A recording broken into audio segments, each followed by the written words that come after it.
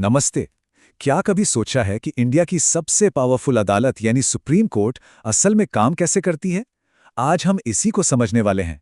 इसकी शक्तियां क्या हैं, ये कैसे काम करती है और हमारे लोकतंत्र में इसकी इतनी अहम भूमिका क्यों है? चलिए शुरू करते हैं। तो ये ही वो बड़ा सवाल है ना? कि आखिर देश की सबसे बड़ी अदालत चलती कैसे है? इसका जवाब ढूंढने के लिए हमें थोड़ा पीछे जाना होगा, इसकी जड़ों तक। सुप्रीम कोर्ट की असली ताकत को समझने के लिए इसका इतिहास जानना बहुत जरूरी है। ये कहानी है कि कैसे एक कॉलोनियल जुडिशियल सिस्टम से निकलकर ये संस्था हमारे गणतंत्र की सबसे बड़ी संरक्षक बनी। तो देखिए, ये सफर शुरू हुआ 1774 में कलकत्ता के पहले सुप्रीम कोर्ट से, और फिर धीरे धीरे बदलाव आते गए। फाइनली 1950 में हमें वो सुप्रीम कोर्ट मिला जिसे हम आज जानते हैं।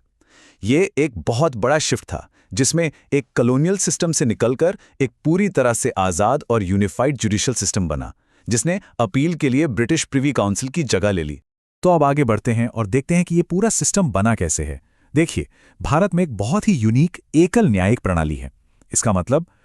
इसका मतलब ये है कि चाहे केंद्र का कानून हो या राज्य का, उनको लागू करने के लिए एक ही अदालतों का ढांचा है, जो एक पिरामिड की तरह काम करता है।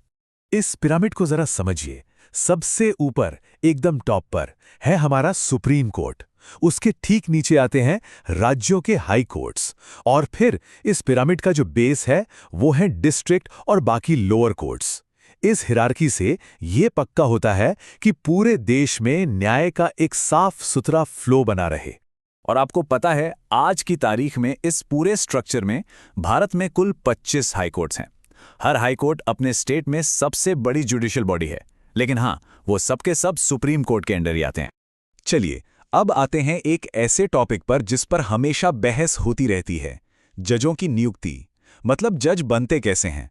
और ये प्रोसेस, आप यकीन मानिए, समय के साथ बहुत ही नाटकीय ढंग से बदला है।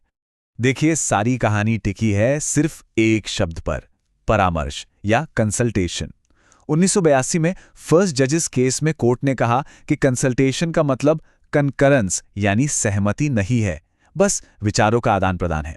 लेकिन फिर आया 1993 और सेकेंड जजेस केस में एक जबरदस्त यू टर्न लिया गया। कोर्ट ने अपना ही फैसला पलट दिया और कहा, नहीं, कंसल्टेशन का मतलब कंकरेंस ही है।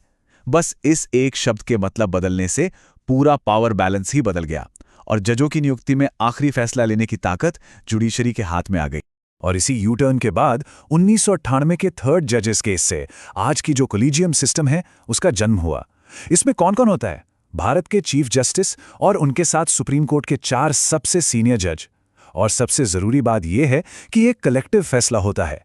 अगर उन 4 में से 2 जज भी किसी नाम पर सहमत नहीं हैं, तो वो सिफारिश आगे जा ही नहीं सकती। लेकिन कहानी यहां खत्म नहीं हुई। 2014 में सरकार ने इस सिस्टम को बदलने की एक बड़ी कोशिश की। वो लाए NJAC यानी नेशनल जुडिशियल अपॉइंटमेंट्स कमीशन। इसमें जजों के अलावा सरकार के नुमाइंदे जैसे कानून मंत्री भी शामिल थे। पर 2015 में फोर्थ जजेस केस में सुप्रीम कोर्ट ने NJAC को ही असंवैधानिक घोषित कर दिया और कोलेजियम सिस्टम को वापस बहाल कर दिया। ये सच में जुडिशरी और लेजिस्लेचर के बीच एक बहुत बड़ा टकराव था। और इसी टकराव के बीच से ये एक बहुत जरूरी बात निकल कर आती है।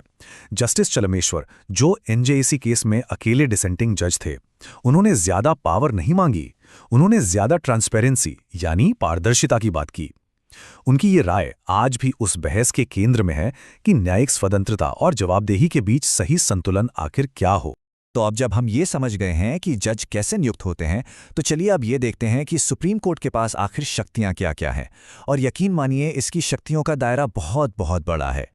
जैसा कि हमारे संविधान निर्माताओं में से एक अल्लादी कृष्णास्वामी अय्यर ने कहा था, भारत के सुप्रीम कोर्ट के पास दुनिया के किसी भी सुप्रीम कोर्ट से ज्यादा शक्तियां हैं। और ये बात बिल्कुल सही है। सबसे पहले बात करते हैं इसके ओरिजिनल जुरिस्डिक्शन की। ये कोर्ट की वो खास पावर है जिसके तहत वो केंद्र और राज्यों के बीच या 2 राज्यों के आपसी झगड़ों की सुनवाई सीधे कर सकता है। मतलब किसी लोअर कोर्ट से अपील के तौर पर नहीं, बल्कि पहली बार में ही। ये भारत के फेडरल स्ट्रक्चर को बनाए रखने के लिए बहुत जरूरी है। फिर आता है इसका रिट ज्यूरिसडिक्शन, और यही वो शक्ति है जो इसे मौलिक अधिकारों का रक्षक बनाती है। सोचिए, अगर किसी भी नागरिक के फंडामेंटल राइट्स का उल्लंघन होता है तो वो सीधे डायरेक्टली सुप्रीम कोर्ट का दरवाजा खटखटा सकता है। ये एक आम नागरिक के हाथ में दी गई बहुत बड़ी ताकत है। और हाँ, सुप्रीम कोर्ट देश की सबसे बड़ी अपीलीय अदालत भी है। मतलब हाई कोर्ट्स के फैसलों के खिलाफ अपील यहीं सुनी जाती हैं, चाहे मामला संवैधानिक हो, सिविल हो या क्रिमिनल। ये अपील की आखिरी अदालत है। इन सब के ऊपर है एक असाधारण शक्ति, आर्टिकल 136 के तहत स्पेशल लीव टू अपील। ये सुप्रीम कोर्ट को अपनी समझ से देश के किसी भी कोर्ट या ट्रिब्यूनल के किसी भी फैसले के खिलाफ अपील सुनने की इजाजत देता है। इसकी कोई सीमा नहीं है, ये एक बहुत ही व्यापक शक्ति है। तो अब हम आते हैं सुप्रीम कोर्ट की सबसे गहरी, सबसे अहम भूमिका पर, संविधान का अल्टीमेट इंटरप्रेटर और गार्डियन होना। और ये भूमिका वो निभाता है जुडिशियल रिव्यू की शक्ति से। अब देखिए, जुडिशियल रिव्यू शब्द सीधे सीधे संविधान में नहीं लिखा है, लेकिन इसे संविधान के बेसिक स्ट्रक्चर का हिस्सा माना जाता है। इस पावर से सुप्रीम कोर्ट सरकार के किसी भी कानून या आदेश की संवैधानिकता की जांच कर सकता है, और अगर वो कानून संविधान का उल्लंघन करता है तो उसे रद्द भी कर सकता है। अब सवाल ये है कि संविधान की व्याख्या करने के लिए कोर्ट करता क्या है? क्या ये मनमाने ढंग से काम करता है? नहीं, बिल्कुल नहीं। इसके पास कुछ एस्टैब्लिश्ड लीगल प्रिंसिपल्स या डॉक्ट्रिन्स का एक पूरा टूल किट है। जैसे डॉक्ट्रिन ऑफ सेवरेबिलिटी, जो कोर्ट को किसी कानून के सिर्फ उस हिस्से को हटाने की ताकत देता है जो असंवैधानिक है।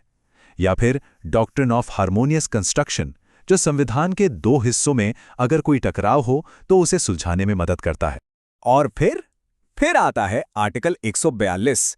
इसका मकसद है पूर्ण न्याय करना। ये एक बहुत ही जबरदस्त शक्ति है जो सुप्रीम कोर्ट को किसी भी मामले में ऐसा कोई भी आदेश पास करने का अधिकार देती है जो उसे कंप्लीट जस्टिस के लिए जरूरी लगे। तो ये पूरा विश्लेषण हमें एक बहुत ही अहम सवाल पर लाके खड़ा कर देता है, न्यायिक स्वतंत्रता जो कि निष्पक्ष फैसलों के लिए बेहद जरूरी है, और पारदर्शिता जो कि जवाबदेही के लिए उतनी ही जरूरी है।